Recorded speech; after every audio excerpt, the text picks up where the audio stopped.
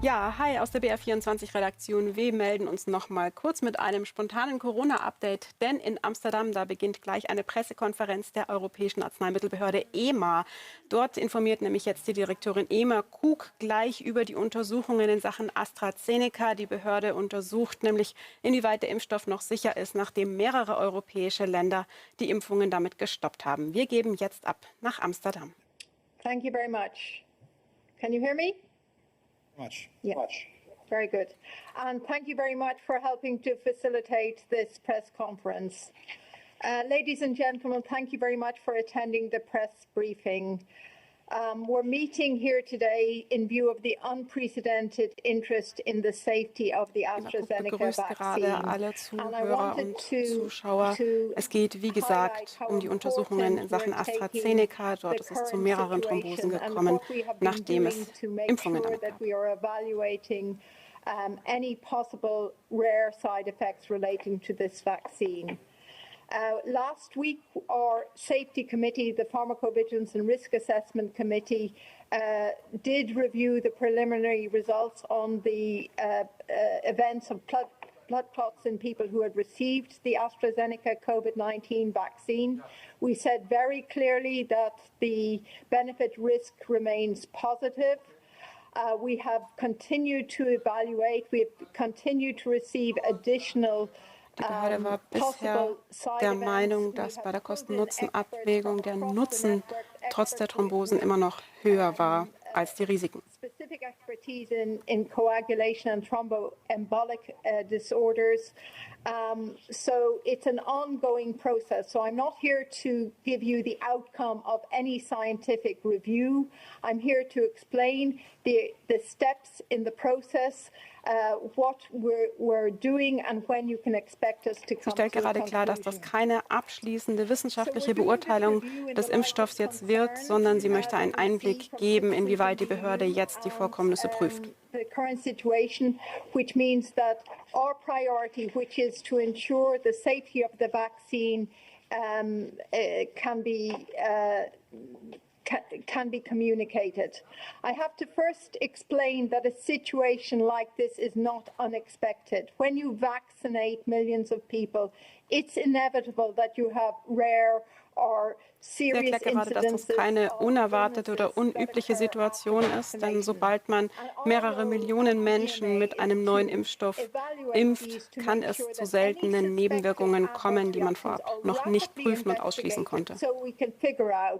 Is this a real side effect to the vaccine or is it a coincidence? Jetzt geht es darum herauszufinden, ob es wirklich eine Nebenwirkung des Impfstoffs ist oder ob es ein zufälliges gleichzeitiges Auftreten ist.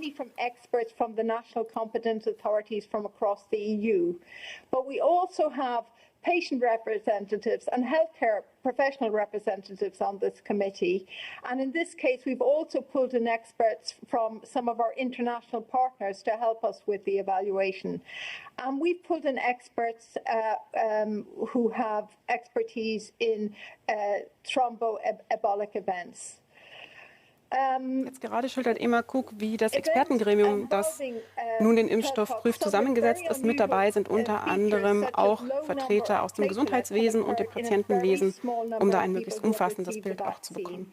And these reports have been received through EudraVigilance, the European database for suspected adverse drug reaction reports.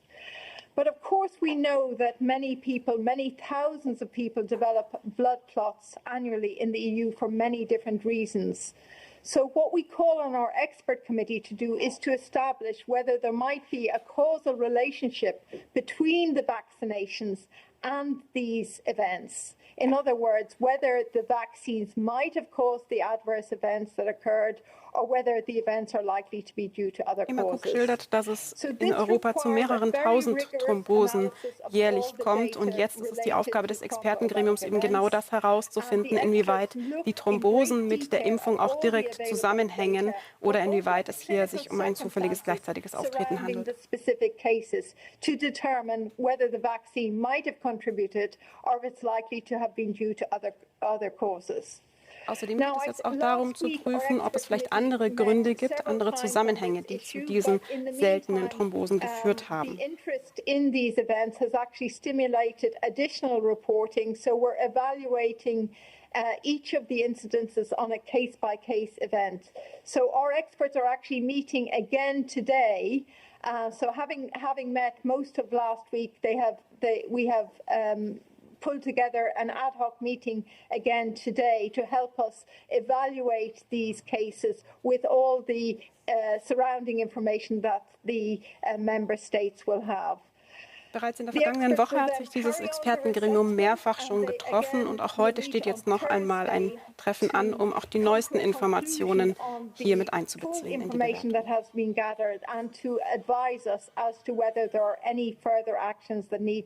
Taken. And we will inform the public of the outcome immediately after this meeting. Sie kündigt an, dass nach dem Treffen natürlich es auch eine sofortige Information für die Öffentlichkeit geben wird, was dabei herauskommt. But it needs a scientific evaluation. We need to have the facts first. We cannot come to a conclusion until we've done a thorough scientific analysis. Gleichzeitig betont sie, dass es jetzt eine wissenschaftliche, saubere Aufarbeitung braucht und dass sie Fakten brauchen, eben um eine Einschätzung zu treffen. Ansonsten ist das nicht möglich. At present, there is no indication that vaccination has caused these conditions. They have not come up in the clinical trials and they're not listed as known or expected side events with this vaccine. In clinical trials, both the vaccinated people and the people who received the placebo have shown some very small numbers of blood clot developments.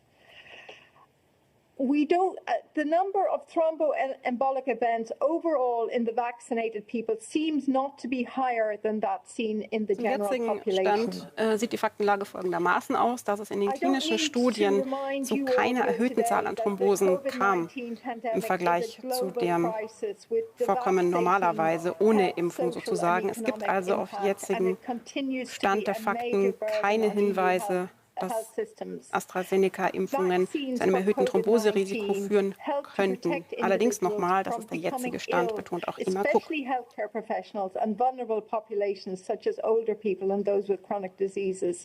And this is a very important consideration in our assessment of the benefit risks.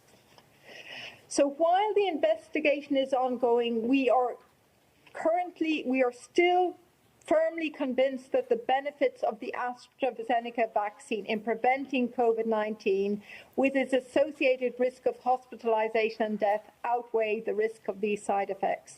Und sie betont, dass zum jetzigen Zeitpunkt, auch während diese Untersuchungen laufen, aus ihrer Sicht der Nutzen einer AstraZeneca-Impfung, nämlich der Schutz vor Covid-19, immer noch höher ist, dass es der Nutzen quasi die Risiken überwiegt oder aufwiegt eher und spricht sich hier auch demnach gegen einen Impfstopp mit AstraZeneca aus.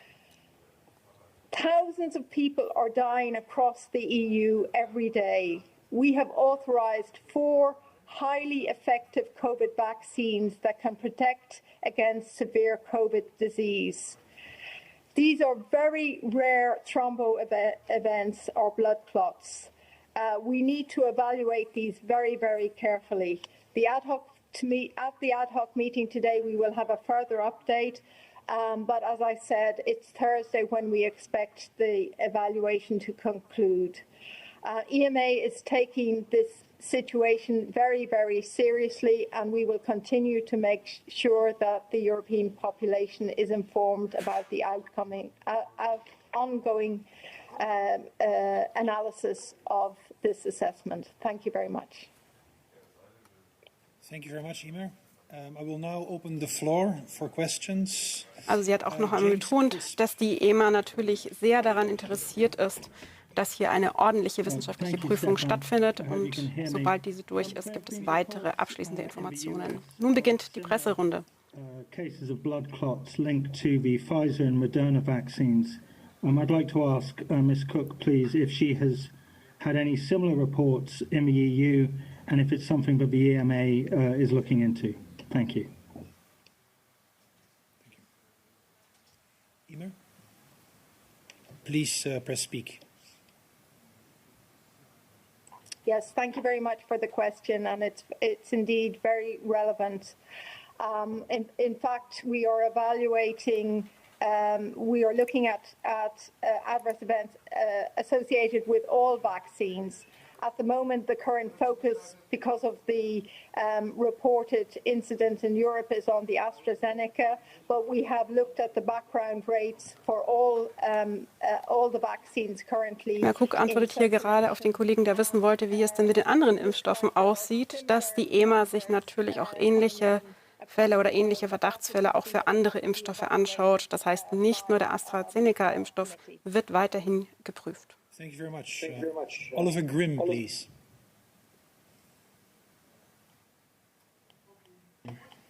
Hello, hi, Oliver Grimm with the Austrian newspaper Die Presse. A question on a decision the US FDA took on the 25th of February concerning the suggested temperature for storage and transport of the BioNTech-Pfizer vaccine. Does the EMA already have a plan for when it's going to, find any decision on this matter, give a recommendation to the member states, whether this vaccine really has to be stored and transported at minus 70 degrees Celsius or could be also handled at higher temperatures? Thank you. Diese Frage des Kollegen aus Österreich bezieht sich jetzt nicht auf den Astrazeneca-Impfstoff, sondern auf den von BioNTech, inwieweit man den vielleicht nicht ganz so kalt lagern muss wie bisher. Some of these vaccines is very important for making sure that they reach all populations. So we are also looking at any new information on the storage conditions associated with the vaccine. We have looked at the in-use storage of the Pfizer BioNTech vaccine. And we will be coming out with an evaluation on this very shortly. Thank you. Ja, da gibt es noch kein abschließendes Urteil, aber die EMA hat das auf dem Schirm, da es dazu in den USA auch schon eine andere Empfehlung gibt, nämlich dass man den Impfstoff von BioNTech vielleicht nicht bei so ganz so eiskalten Temperaturen langfristig lagern muss und er trotzdem noch wirksam bleiben könnte.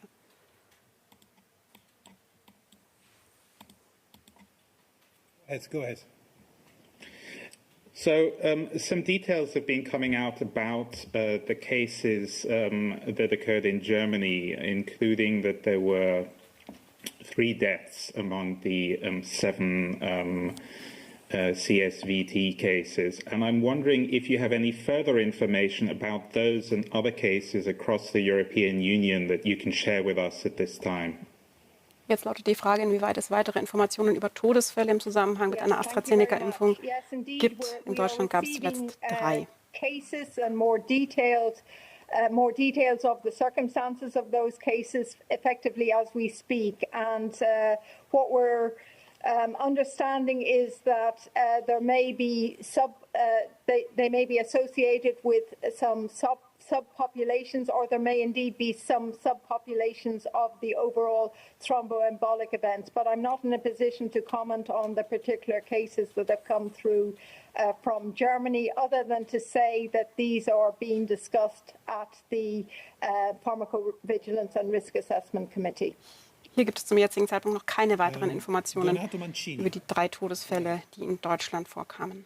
Hi, can you hear me? We hear you. Go ahead. Go ahead. Hi, good afternoon. Thanks for taking my question. Is there any indication that the series of adverse events, especially the most serious ones, are related in any way to specific batches? And does the batch hypothesis form part of the probe that is currently underway? Thank you. Please. Yes, thank you very much. And this is a very important point because originally I think many of you will be aware that some specific batches were suspected as being linked to these side events. So we have actually mobilized our biological working party to look carefully into the possibility or plausibility of any events linked to specific batches, or in fact any differences in manufacturing in any way that might lead to some disparities across batches. So that's part of the investigation. Jetzt geht es darum, inwieweit einzelne Chargen des Impfstoffs vielleicht auch zu Nebenwirkungen geführt haben könnten. Auch das ist immer noch Teil der Untersuchung, sagt EMA Cook gerade. Und wir schalten uns jetzt einmal wieder zurück aus Amsterdam, zurück wieder in die BR24-Redaktion. Ihr habt es gerade schon gemerkt, ich habe nicht alles für euch simultan übersetzt. Eine Zusammenfassung mit den wichtigsten Informationen dieser Pressekonferenz, die findet ihr natürlich gleich auch auf br24.de. Und ansonsten gibt es den Stream auch nochmal zum Nachschauen. Wir laden ihn euch gleich nochmal hoch in die BR-Mediathek auf YouTube und auf Facebook. Danke fürs Einschalten und schönen Nachmittag euch noch.